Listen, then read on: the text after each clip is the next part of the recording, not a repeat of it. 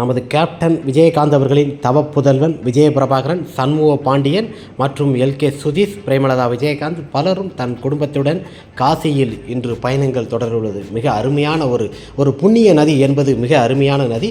அங்கு நமது கேப்டன் விஜயகாந்த் அவர்களின் தவப்புதல்வன் சண்முக பாண்டியன், விஜயபிரபாகரன் கேப்டன் விஜயகாந்த் அவர்களை பார்த்தது போல அந்த சிவனோட இது போல நமது விஜயபிரபாகரன் இருப்பது மிக அருமையாக வருவது.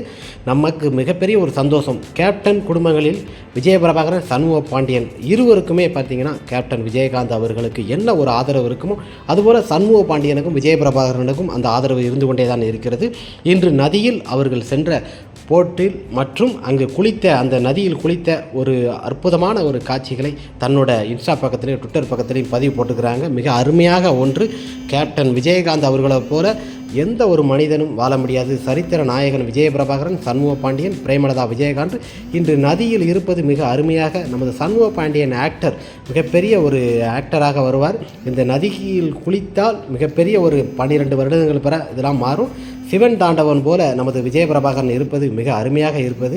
கேப்டன் விஜயகாந்த் அவர்கள் என்றும் நம்முடன் தான் இருக்கிறார். நமது விஜயபிரபாகரன், சண்முக பாண்டியன் இவர்களுக்கு ரசிகர்கள் என்றுமே அதிகமாக இருக்கிறார்கள். கேப்டன் விஜயகாந்த் அவர்களுக்கு எப்படி ரசிகர்கள் இருக்கிறார்கள், சண்முக பாண்டியன் மற்றும் பிரேமலதா விஜயகாந்த் கேப்டன் புகழ் என்றும் வாழ்க.